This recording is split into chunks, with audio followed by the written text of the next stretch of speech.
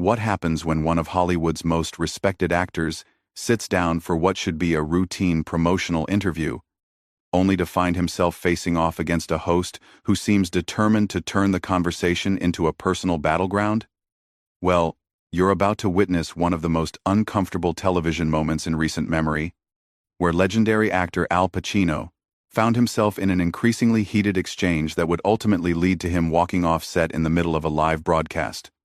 Before we dive into this incredible story, make sure you hit that subscribe button and drop a comment below letting me know what you think about celebrity interviews gone wrong. Trust me, you're going to want to stick around for this one because what unfolds is absolutely wild. It was supposed to be a simple appearance on The View. Al Pacino, the iconic star of The Godfather, Scarface, and countless other classics, was there to promote his latest project. The veteran actor, now in his 80s, had always been known for his intensity and passion, but also for his professionalism. He'd done thousands of interviews over his decades-long career, navigating everything from serious film discussions to lighthearted talk show banter with equal grace. But this particular morning, something felt different from the moment he walked onto the set. The usual pre-interview pleasantries seemed strained, and there was an undercurrent of tension that the seasoned actor couldn't quite place. Joy Behar, co-host of The View and known for her sharp tongue and political commentary, had apparently decided that this wasn't going to be your typical promotional interview. From the very first question, it was clear she had her own agenda. "So, Al," Joy began, leaning forward with what could only be described as a predatory smile, "let's talk about your new film, but first, I have to ask about some of your past work. Looking back, do you ever regret glorifying violence in movies like Scarface? I mean, don't you think Hollywood has a responsibility to society?"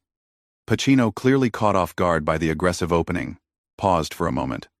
His eyes narrowed slightly, a telltale sign that those familiar with his work would recognize. "Well, Joy, I think that's a pretty loaded question to start with," he replied, his voice measured but with an edge. "I've always believed that cinema is about exploring the human condition, including its darker aspects. We're storytellers, not moral instructors. But surely you can see how these characters influence young people?" Joy pressed on, completely ignoring his thoughtful response. "I mean, how many kids have tried to emulate Tony Montana? Don't you feel any responsibility for that?" The other hosts exchanged uncomfortable glances. This wasn't the direction anyone had expected the interview to take. Especially not this early. Whoopi Goldberg attempted to interject with a lighter question about his preparation methods, but Joy quickly cut her off. No, let him answer," Joy insisted, waving her hand dismissively at her colleague. "I think this is important. Al, you've made millions off these violent characters. Don't you think you owe society an explanation?" Pacino's jaw tightened. "I don't owe society anything except honest performances," he said, his famous intensity beginning to show. "Every role I've taken, I've approached with respect and dedication. If you want to have a philosophical debate about the nature of art and responsibility, I'm happy to do that, but let's not pretend that's what this is about." "What do you mean by that?" Joy shot back, her voice rising slightly. "I mean, you seem more interested in creating conflict than having a conversation," Pacino replied, his tone becoming more direct. "I've been doing this for over 50 years. I know the difference between an interview and an interrogation." The tension in the studio was now palpable. The camera operators weren't sure where to focus, and the other hosts looked like they wanted to crawl under the table. But Joy Behar was just getting started. "Oh, so now I'm interrogating you." She laughed, but there was no humor in it. "I'm asking legitimate questions about your career choices. If you can't handle that, maybe you shouldn't be in this business." The studio fell silent except for the hum of the cameras. Al Pacino stared at Joy for a long moment, and everyone present could feel the shift in the room. This was no longer just an uncomfortable interview. This was about to become something much more significant. "Listen, lady," Pacino said, his voice low but carrying the weight of decades of experience and respect in the industry. "I've been handling questions about my work since before you had your first job on television. But there's a difference between asking questions and being disrespectful." Joy's face flushed red. "Disrespectful? For asking about the impact of your movies? That's my job, Al. Maybe in your Hollywood bubble, Everyone just tells you how great you are. But out here in the real world, we ask the tough questions. The real world? Pacino's eyebrows shot up. You think sitting behind this desk makes you more connected to the real world than someone who's spent 50 years telling stories about real people, real struggles, real human experiences? I think it makes me someone who's not afraid to call out Hollywood when I see problems, Joy retorted. And I see a lot of problems with the kind of movies you've made your career on. The other hosts were now actively trying to change the subject, with Sarah Haynes jumping in to ask about his upcoming projects. But Joy wasn't having any of it. No, we're going to finish this conversation, Joy declared, cutting off Sarah mid-sentence with a sharp gesture. I'm not done yet. Al, you've been dodging my questions. Pacino's face darkened. I haven't dodged anything. I've answered every question you've asked.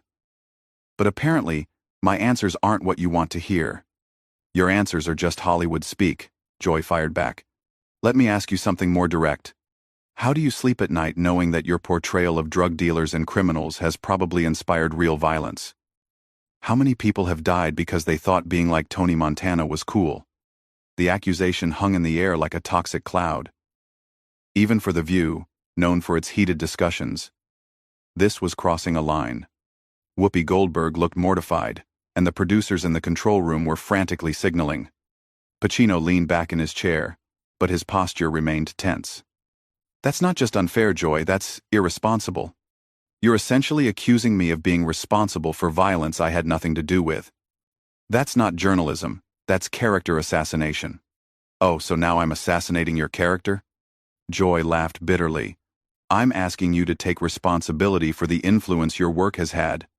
But I guess that's too much to ask, from someone who's been living in an ivory tower for decades. Ivory tower? Pacino's voice rose for the first time, his legendary temper beginning to show. Lady, I grew up in the Bronx. I know what real violence looks like, and it's not something I take lightly or glorify. Every character I've played has consequences. Every story has meaning. If you can't see that, then you don't understand what you're talking about.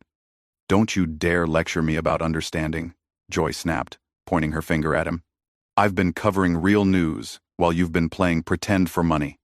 I know what real violence is too, and I know that movies like yours contribute to it. The other hosts were now actively trying to salvage the situation. Sonny Hostin attempted to redirect with a question about his acting process, but Joy immediately shut her down. We're having an important conversation here, Joy said without taking her eyes off Pacino. This is exactly the kind of discussion we should be having with Hollywood elite, who think they're above criticism. Above criticism? Pacino's voice carried a dangerous edge now. I've been criticized my entire career, and I've learned from it. But there's a difference between criticism and whatever this island. You came into this interview with an agenda, and you're not interested in anything I have to say. My agenda is holding powerful men accountable, Joy declared, as if she were delivering a speech rather than having a conversation. Something that apparently doesn't happen enough in your world. My world? Pacino stood up slightly in his chair, his hands gripping the armrests. You don't know anything about my world. You don't know about the years of struggling, the dedication to craft, the respect I have for the art form and the audience. You've decided who I am before I even open my mouth. I've decided based on 50 years of your movies, Joy shot back. And what I see is someone who's made a fortune glorifying everything that's wrong with masculinity in this country. The studio had gone completely silent, except for the soft whir of cameras. Even the crew members had stopped what they were doing to watch this unprecedented meltdown unfold. Pacino slowly shook his head, and when he spoke, his voice was quiet but filled with barely contained fury. You know what, Joy? In all my years in this business, I've met a lot of people. Some good, some bad, some just trying to do their job. But I've rarely met someone so determined to tear down another person for no reason other than their own ego. My ego? Joy's voice cracked slightly, but she pressed on. This isn't about ego. This is about accountability. Something your generation clearly doesn't understand. My generation? Pacino's eyes flashed. My generation built the industry you're sitting in right now, benefiting from. We created the stories, took the risks, paved the way for everyone who came after. And you want to sit there and lecture me about accountability? Yes, I do, Joy said defiantly. Because someone needs to. Someone needs to ask the hard questions that all those Hollywood reporters are too starstruck to ask. Hard questions? Pacino laughed, but it was a cold, humorless sound. You think ambushing someone and making wild accusations about them being responsible for violence is asking hard questions? That's not journalism, Joy. That's just being mean-spirited. Alyssa Farah Griffin tried once more to interject with a comment about his charitable work, but Joy was relentless. Don't try to change the subject, she snapped at her colleague before turning back to Pacino. We're talking about the impact of violent entertainment. And I want to know why Al Pacino thinks he gets a pass. I don't want a pass, Pacino said, his voice rising again. I want a fair conversation. But that's clearly not what you're interested in. You've made up your mind about who I am and what I represent, and nothing I say is going to change that. Maybe because what you represent is everything that's wrong with Hollywood. Joy continued her assault. The old boys club, the violence, the toxic masculinity, all wrapped up in awards and accolades. Pacino stared at her for a long moment, and everyone in the studio could see him making a decision. His face had gone from angry to something else entirely. Something that looked almost like pity. You know what, Joy? He said finally, his voice now eerily calm. I came here today to talk about my work, to connect with the audience, maybe have some fun. I've done thousands of interviews, and I've always tried to be respectful, even when the questions were challenging. But this isn't an interview anymore.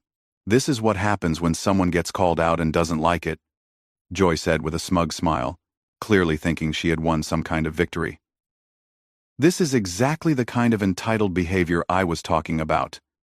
Pacino's expression shifted to something the other hosts had never seen before. It was the look of a man who had finally reached his breaking point, not with anger, but with profound disappointment. Entitled, he repeated slowly, as if testing the word. Joy, I want you to listen to me very carefully. I have spent my entire life dedicated to my craft. I've studied every character, I've lived with them, I've brought truth to every role I've ever played. I've never asked for special treatment, never demanded softball questions, never refused to talk about difficult subjects. But what you're doing right now isn't journalism. It's harassment. Harassment? Joy scoffed. For asking you about your movies? Give me a break, Al. This is exactly what I mean about Hollywood privilege. The minute someone asks you a real question, you cry, harassment. A real question? Pacino's voice was getting quieter, which somehow made it more intense. Let me tell you what a real question would be. You could have asked me about my process, about how I approach difficult characters, about the responsibility I feel as an actor, about how I've evolved over the decades. Instead, you decided to attack me personally and blame me for societal problems I had nothing to do with. The other hosts exchanged desperate looks. Whoopi Goldberg made one more attempt to salvage the situation. Al, maybe we could talk about your new project, she said hopefully. But Joy immediately cut her off again. No, we're not moving on. I want Al to answer the question. Do you, or do you not think your violent movies have had a negative impact on society? Pacino closed his eyes for a moment, and when he opened them, there was a resigned sadness there. You really want an answer to that question? Yes, I do, Joy said triumphantly. Then here's your answer. I think art, real art, holds up a mirror to society. Sometimes that mirror shows us things we don't want to see. The characters I've played, they're not heroes, they're cautionary tales. Tony Montana doesn't end up happy, Joy. He ends up dead, and alone. Michael Corleone doesn't find peace, he finds emptiness. These aren't glamorous endings, these are tragedies. But people don't see them that way, Joy interrupted. Some people don't, Pacino acknowledged. But that's not the fault of the art. That's the fault of people who choose to miss the point.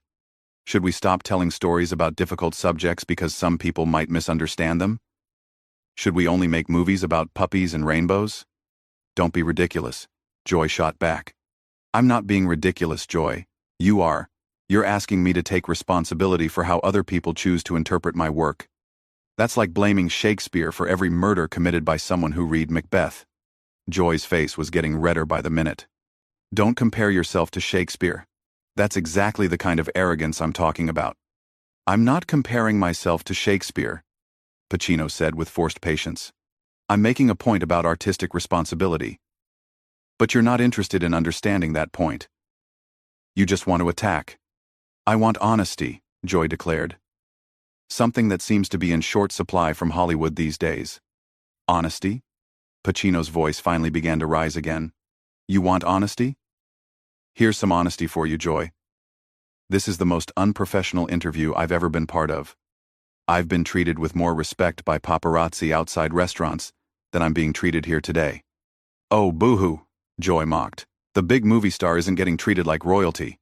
Welcome to the real world, Al. That was it. That was the moment everyone in the studio knew things had gone too far. Pacino stood up slowly from his chair, and the movement seemed to suck all the air out of the room. You know what, Joy? He said, his voice now completely calm and controlled. I've been in this business for over 50 years. I've worked with the greatest directors, the greatest actors, the greatest writers of multiple generations. I've been criticized by people who actually know what they're talking about, and I've learned from every single one of them. But I've never, and I mean never, been treated with such disrespect by someone who claims to be a professional. If you can't handle the heat, Joy started to say, but Pacino held up his hand. No. You're done talking. I listened to you. Now you listen to me. I came here as a guest on your show. I came here with respect for this program, and for the audience who watches it. I came here prepared to have a real conversation about my work, my life, my experiences. Instead, you decided to use me as a punching bag for whatever personal issues you have with the entertainment industry. The studio was dead silent. Even Joy seemed momentarily stunned by the controlled intensity in his voice. I don't know what happened in your life to make you this angry, Pacino continued. And frankly, I don't care. But I'm not going to sit here and let you take it out on me. I've been nothing but professional, and you've been nothing but hostile, and I'm done with it.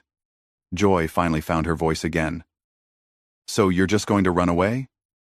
Just like every other Hollywood prima donna who can't handle criticism? Pacino actually smiled at that, but it wasn't a pleasant smile. Criticism? Is that what you call this? Joy, I've been criticized by some of the smartest, most talented people in the world, and I've always appreciated it because it made me better. But this isn't criticism. This is just mean. And life's too short to waste time on mean people. He began to remove his microphone, and panic set in among the crew and producers. Al, please, Whoopi Goldberg pleaded. Don't go, we can start over. Pacino looked at Whoopi with genuine affection.